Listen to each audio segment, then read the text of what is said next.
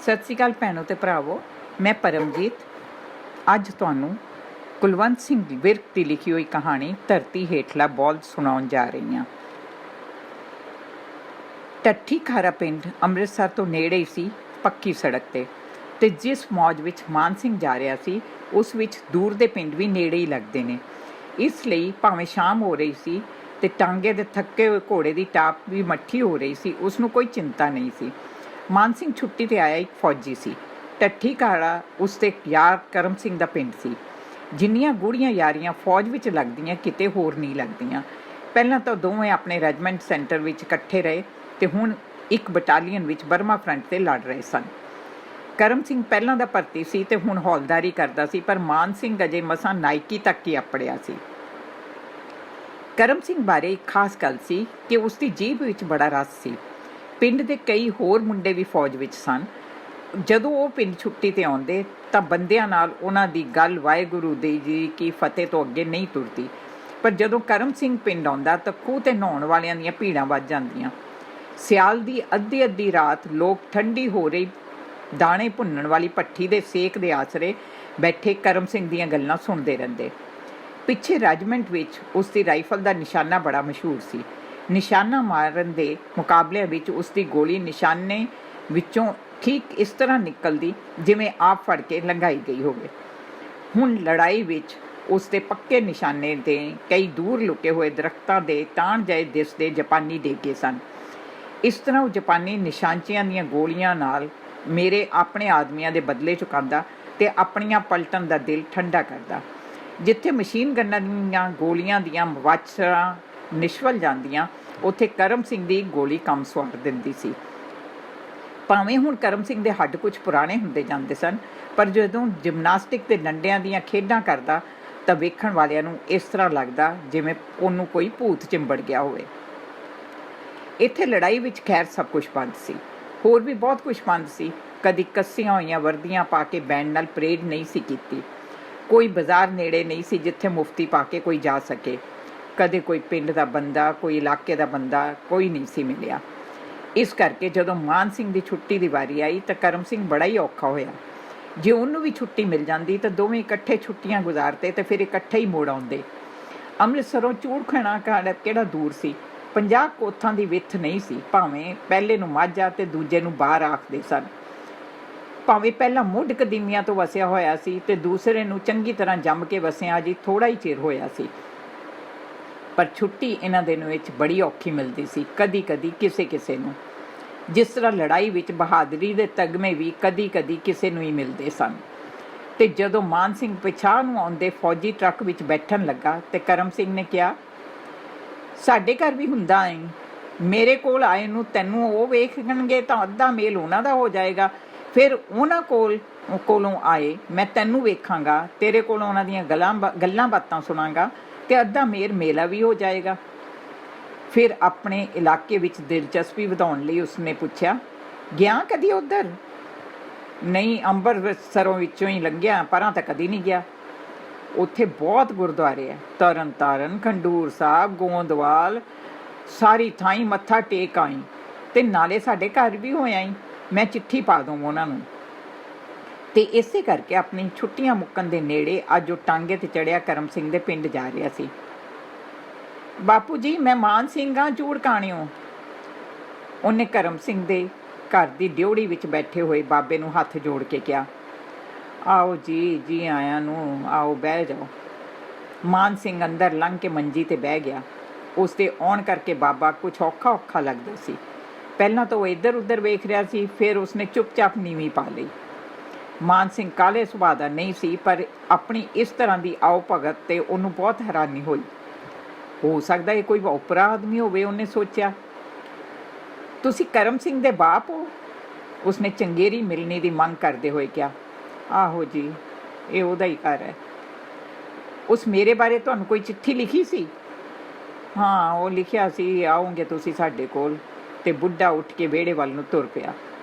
ਇੱਕ ਕੱਟੀ ਨੂੰ ਉਸਨੇ ਇੱਕ ਕਿੱਲੇ ਤੋਂ ਖੋਲ੍ਹ ਕੇ ਦੂਜੇ ਕਿੱਲੇ ਬੱਧਾ, ਫਿਰ ਉਹਦੇ ਪਿੱਠ 'ਤੇ ਹੱਥ ਫੇਰਿਆ ਤੇ ਫਿਰ ਆਪਣਾ ਹੱਥ ਉਹਨੂੰ ਚੱਟਣ ਲਈ ਦੇ ਦਿੱਤਾ।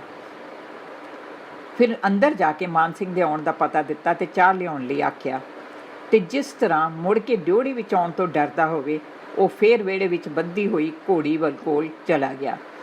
ਉਸ ਦੇ ਅੱਗੇ ਪਈ ਤੂੜੀ ਨੂੰ ਹਿਲਾਇਆ, ਹੋਰ ਛੋਲੇ ਲਿਆ ਕੇ ਪਾਏ ਤੇ ਅਖੀਰ ਮੁੜ ਕੇ ਡਿਓੜੀ ਵਿੱਚ ਆ ਗਿਆ।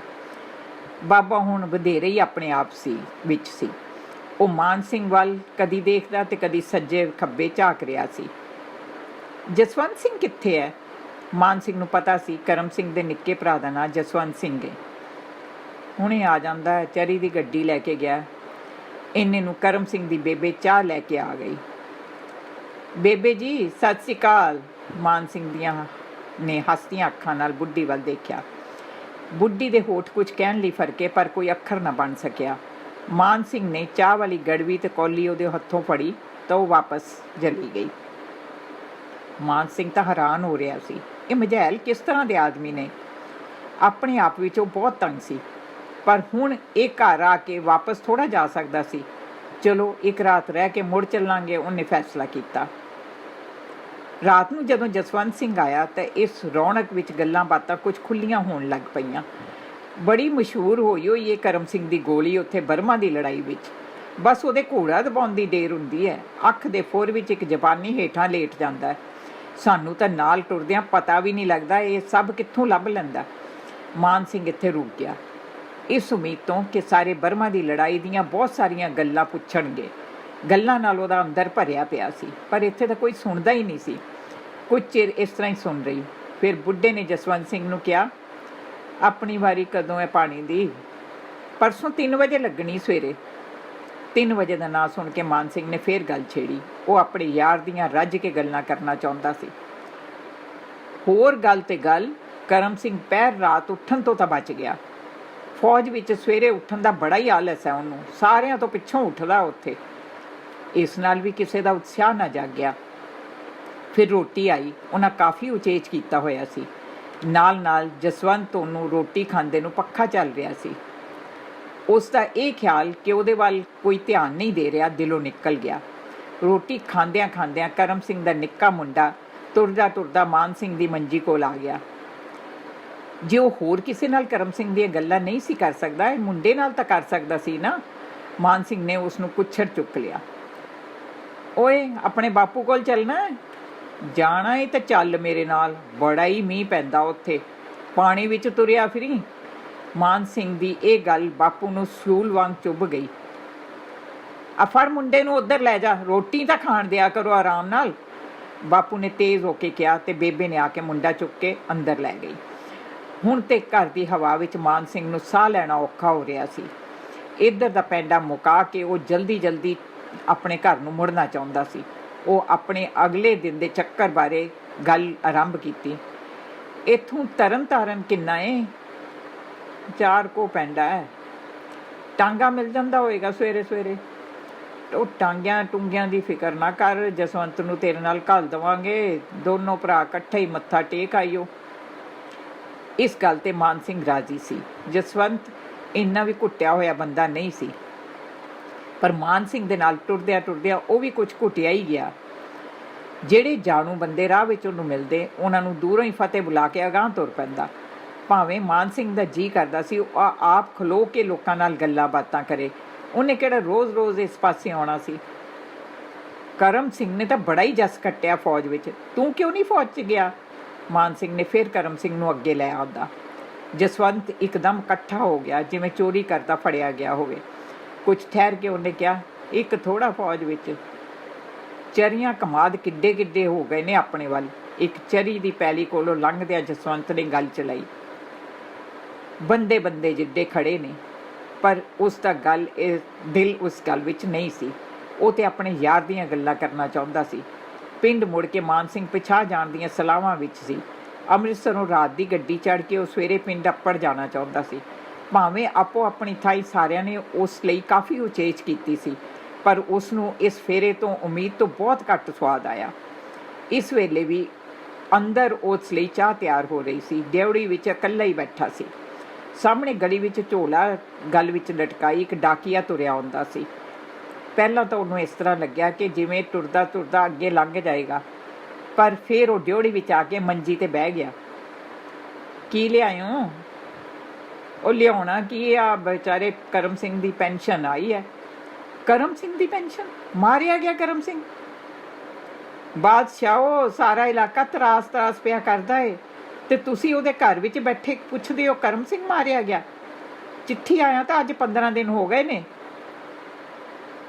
2 ਕੁ ਵਾਰ ਮਾਨ ਸਿੰਘ ਦਾ ਸਾਹ ਕਾਲਾ ਜਿਹਾ ਆਇਆ, ਸਿਰ ਤੇ ਨੱਕ ਤੋਂ ਉਤਲੇ ਹਿੱਸੇ ਦੀ ਇੱਕ ਮੁੱਠ ਜਿਹੀ ਮੀਟੀ ਗਈ ਤੇ ਫਿਰ ਅੱਖਾਂ ਰਾਹੀਂ ਪਾਣੀ ਨੁਚੜਨ ਨਾਲ ਢਿੱਲੀ ਹੋਣ ਲੱਗ ਗਈ।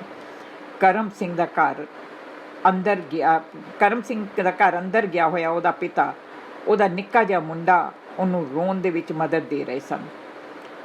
ਬਾਪੂ ਨੇ ਬਾਹਰੋਂ ਹੀ ਡਾਕੀਆ ਵੇਖ ਕੇ ਸਮਝ ਲਿਆ ਸੀ ਕਿ ਗੱਲ ਨਿਕਲ ਗਈ, ਹੁਣੇ ਭਾਰ ਚੁੱਕਣ ਦੀ ਲੋੜ ਨਹੀਂ। 8 ਪੈਰਾਂ ਦਾ ਦਬਾਅ ਢਿੱਲਾ ਹੋਇਆ ਤੇ ਅੱਖਾਂ ਤੋਂ ਅਥਰੂ ਵੱਜ ਤੁਰੇ। ਦੋਨੋਂ ਢੇਰ ਚਿਰ ਕੋਲ ਬੈਠੇ ਆਪਣੇ ਆਪ ਨੂੰ ਹੌਲਾ ਕਰਦੇ ਰਹੇ। ਫਿਰ ਮਾਨ ਸਿੰਘ ਬੋਲਿਆ, ਤੁਸੀਂ ਮੈਨੂੰ ਆਉਂਦਿਆਂ ਹੀ ਕਿਉਂ ਨਹੀਂ ਦੱਸਿਆ? ਅਸੀਂ ਕਿਹਾ ਮੁੰਡਾ ਛੁੱਟੀ ਤੇ ਆਇਆ, ਇਹਦੀ ਛੁੱਟੀ ਨਾ ਖਰਾਬ ਹੋਵੇ, ਆਪੇ ਛੁੱਟੀ ਕਰਕੇ ਪਲਟਨ ਵਿੱਚ ਜਾਏਗਾ, ਸੁਣ ਲਏਗਾ। ਫੌਜੀਆਂ ਨੂੰ ਛੁੱਟੀ ਬੜੀ ਪਿਆਰੀ ਹੁੰਦੀ ਹੈ, ਜਿੰਨੀ ਕਰਮ ਸਿੰਘ ਨੂੰ ਪਿਆਰੀ ਸੀ ਓਨੀ ਤੈਨੂੰ ਵੀ ਹੋਊ ਨਾ, ਸਗੋਂ ਬਹੁਤੀ ਹੋਊ। ਬਾਹਰ ਦੇ ਪਿੰਡ ਦੇ ਲੋਕ ਤਾਂ ਸੌਣ ਦੇ ਜੰਪਲ ਹੁੰਦੇ ਨੇ, ਉਹਨਾਂ ਨੂੰ ਤਾਂ ਥੋੜ੍ਹਾ ਔਖ ਵੀ ਬਹੁਤਾ ਹੀ ਦਿਸਦਾ ਹੋਊ, ਪਰ ਅਸੀਂ ਲੁਕਾਉਣ ਵਿੱਚ ਗੱਲ ਕਾਮਯਾਬ ਨਹੀਂ ਹੋਏ, ਐਵੇਂ ਬੇਸੁਆਦੀ ਕੀਤੀ। ਮੁੜਦੇ ਹੋਏ ਮਾਨ ਸਿੰਘ ਨੇ ਮਾਝੇ ਦੇ ਪਿੰਡ ਵਿੱਚ ਮਾਝੇ ਦੇ ਪਿੰਡ ਦੇਖੇ ਜਿਨ੍ਹਾਂ ਦਾ ਬਾਬਾ ਜੰਪਲ ਸੀ। ਇਹਨਾਂ ਦੁਆਲੇ ਬਚਾਅ ਲਈ ਕਿਲੇ ਕੋਟ ਉਸਰੇ ਹੋਏ ਸਨ। ਥਾਂ ਥਾਂ ਮੜੀਆਂ ਤੇ ਸਮਾਧਾਂ ਸਨ, ਜਿਹੜੀਆਂ ਪੀੜ੍ਹੀਆਂ ਵਿੱਚ ਇਹਨਾਂ ਲੋਕਾਂ ਦੇ ਭਾਰਤ ਤੇ ਧਾਵਾ ਕਰਨ ਵਾਲਿਆਂ ਨਾਲ ਲੜਨ ਮਰਨ ਦੀਆਂ ਕਹਾਣੀਆਂ ਦੱਸਦੀਆਂ ਸਨ। ਇਸੇ ਕਰਕੇ ਬਾਬੇ ਦੀ ਸਹਿਣ ਸ਼ਕਤੀ ਇੰਨੀ ਵਧੀ ਹੋਈ ਸੀ। ਉਹ ਦੂਜਿਆਂ ਨੂੰ ਹੌਲਾ ਰੱਖਣ ਲਈ ਹੋਰ ਭਾਰ ਚੁੱਕਣਾ ਚਾਹੁੰਦਾ ਸੀ। ਮਾਨ ਸਿੰਘ ਨੇ ਸੁਣਿਆ ਹੋਇਆ ਸੀ ਕਿ ਇੱਕ ਬੌਲਦ ਹੈ ਜੋ ਆਪਣੇ ਸਿਰਾਂ ਤੇ ਧਰਤੀ ਦਾ ਭਾਰ ਚੁੱਕ ਕੇ ਖੜਾ ਹੈ। ਉਸ ਨੂੰ ਇਸ ਤਰ੍ਹਾਂ ਲੱਗਿਆ ਜਿਵੇਂ ਕਰਮ ਸਿੰਘ ਦਾ ਪਿਤਾ ਹੀ ਉਹ ਬੌਲਦ ਹੈ ਜਿਹੜਾ ਭਾਰ ਥੱਲੇ ਦੱਬਿਆ ਹੋਣ ਪਿੱਛੋਂ ਵੀ ਲੋਕਾਂ ਦਾ ਭਾਰ ਚੁੱਕਣਾ ਚਾਹੁੰਦਾ ਸੀ।